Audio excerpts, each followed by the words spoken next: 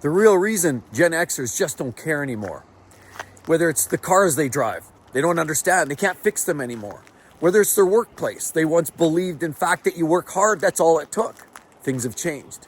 Whether it's even modern slang, technology, that Generation Z's all in, but Gen X clearly just doesn't understand it. Welcome back to The Hustle, everybody, and welcome back to The Grind.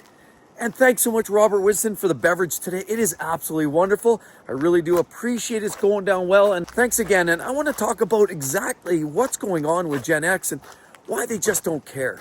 I mean, we think about this and we can look at just about every facet of their lifestyle. Every facet, from the workplace where they were promised the goods. They were promised that if they work hard, they were loyal, they stuck around.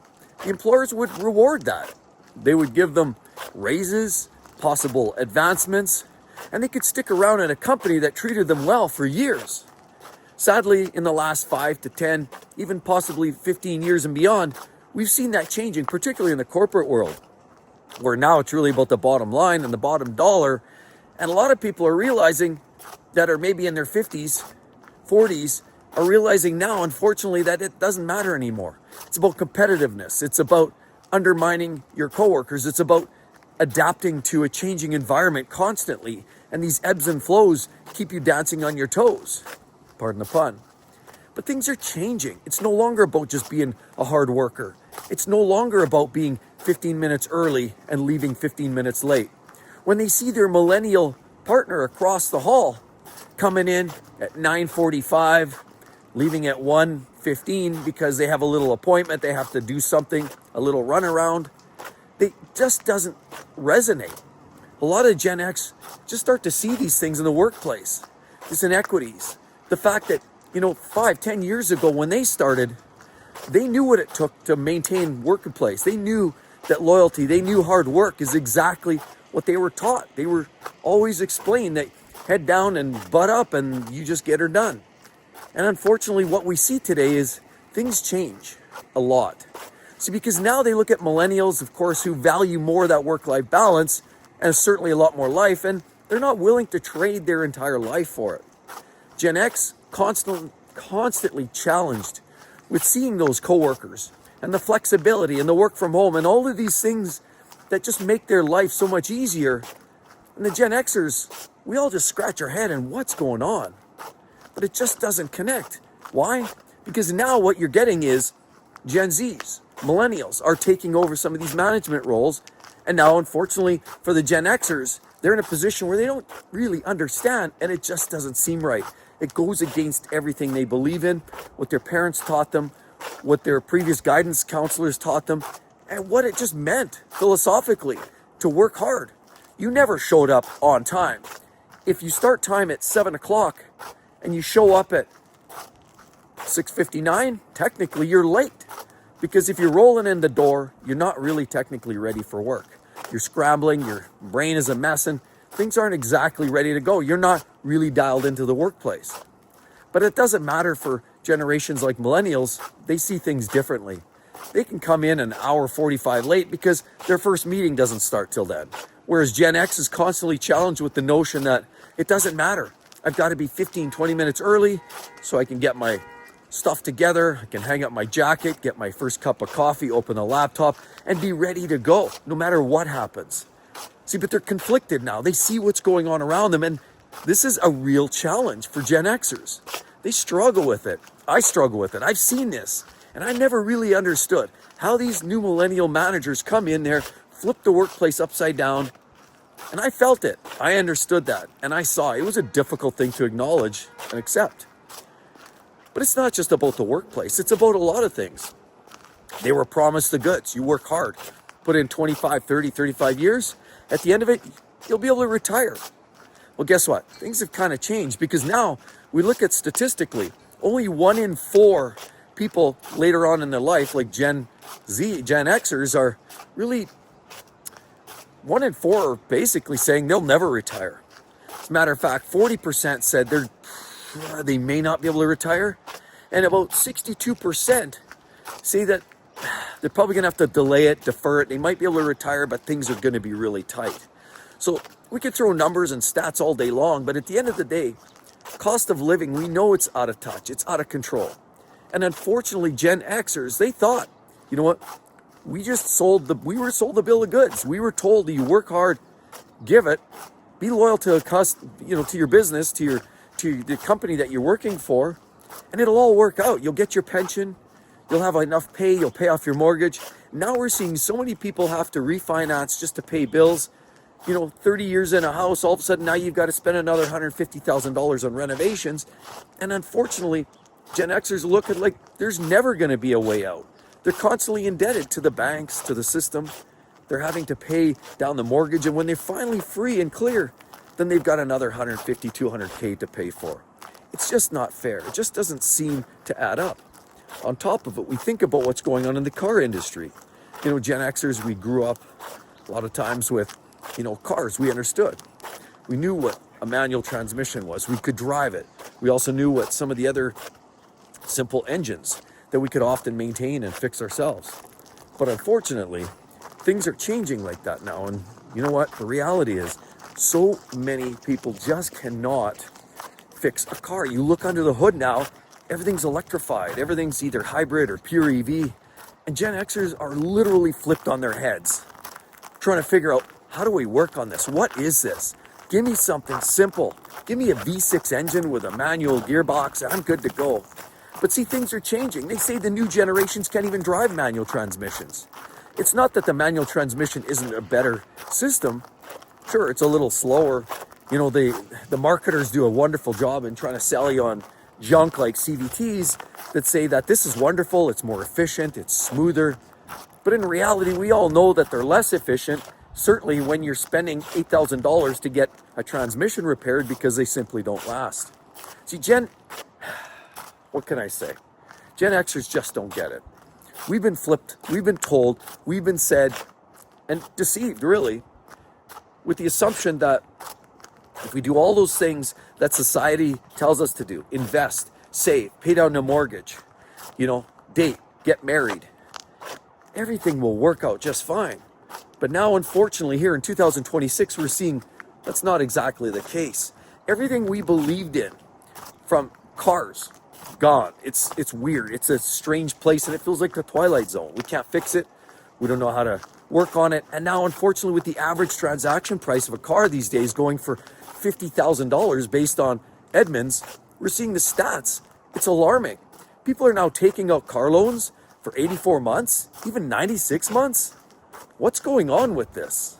But this is the reality of what we're seeing today. And Gen Xers just can't get their grip on that. And I'm a Gen Xer. I seriously cannot get a grip on this. I come from a place where I enjoyed rolling my own gears, driving my car I can fix, working hard, showing up early, leaving late. But, in the last few years, and even in my workplace, I saw the millennial managers treating other peers of mine in a much more favorable way. Sure, come on in. Sure, take your time. Sure, take a couple days off. What? That goes against everything we all believed in.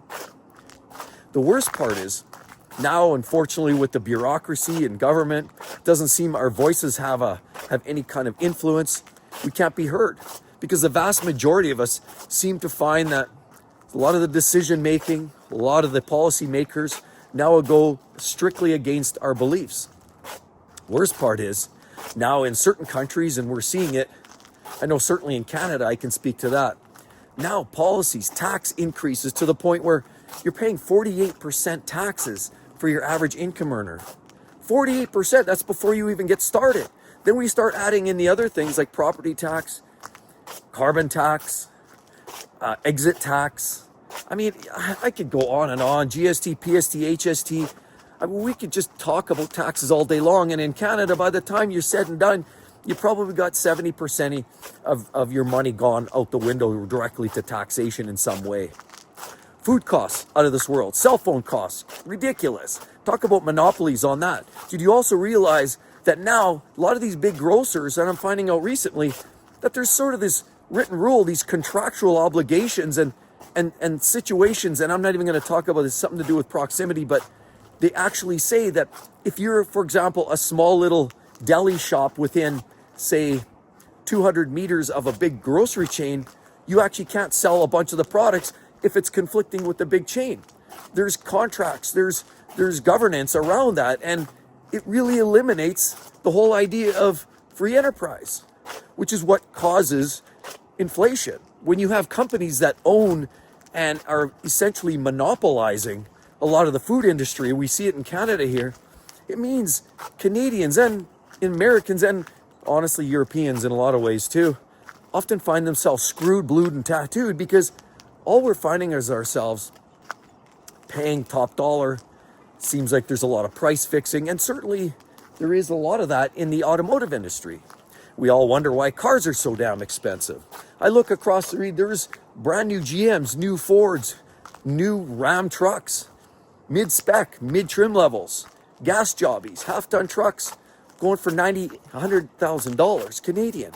Okay, now you turn that around, that's $100,000 after-tax earnings. But if you're making that 48% tax bracket, you're probably earning just enough to put you in that 48%, meaning, in other words, that $100,000 truck is going to cost you $200,000. So when we go back to the conversation about the fact that people don't have enough money saved, when the vast majority of people are relying on things like not even RRSPs, let's be honest, CPP, old age security, in the US, it's Social Security. Everybody seems to be realizing and leaning on that. Why? They get stuck paying these ridiculous car payments, locked into these long loan terms, stuck paying massive mortgage payments, and then ultimately at the end of it all, paying for college education for the young ones, sadly all inflated, grossly inflated. House prices, car prices through the roof, means they're never out of debt, means they're constantly paying. The job front doesn't make it any easier. Now you're locked in and you feel like you're a victim. You're literally caged, like a caged animal. You ever been to the zoo? How about, the San Diego Zoo? We were there a bunch of years ago. Just picture some of those animals, the giraffes, the gorillas. They're caged animals. That's what I feel like in the corporate environment. And many Gen Xers feel this way. From extreme costs on the front end, heavy taxation, policies that mean now that, the government has, for some reason, rights to grandma's house when you have to sell it after she passes away. What is that? Well, I don't understand any of that. Well, I understand it. It's greed, and it's a system that's designed to make us fail. Now, I don't want to go down this path and but let's be honest. It's no wonder Gen Xers are miserable, and so many are grumpy. Many can't even afford to retire and assume the fact that, they're just going to continue working as long as they have to. Many are retiring, and there's probably half that say that, they're going to retire and they'll get through life and things will be golden.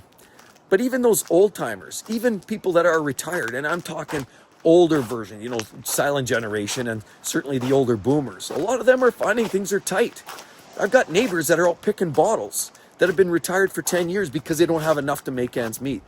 Sure, you can downsize, but what? Sell your house? If you don't play your cards right, next thing you know, the government takes a big chunk of the profits off of that because there's a capital gains tax. And yes, in Canada, they are talking about it on your primary residence too. It's not there yet, but the discussion's being out there. So things are absolutely in a place where now it's not a shocker, in fact, why Gen Xers are not a happy camper and really why they just don't care. It seems the system is stacked and they're just not interested in participating anymore. Now, this isn't a conversation about being grumpy. This is, if anything, a motivational conversation. Because amongst all of this crap and corruption and chaos, there's still some wins in this. If you have your health, that's a win. That's the biggest win because health is wealth. If you have family, that's a win. If you have a couple of good friends, that's a win. And money isn't everything. So ultimately, we know we can't take it with us when we go. We also know that at some point, there's the ultimate equalizer. It doesn't matter how much money, houses, cars, boats that you have, none of it goes with you. So at the end of the day, none of that really, really matters. What does matter, in fact, that you live your best life. And that's really what it's about. But it isn't shocking when you hear how many Gen Xers are sad and just really don't care. Well, I hope to see each and every one of you real soon, everybody. Please do drop a line. I'd love to hear more of that. See you then. Bye-bye.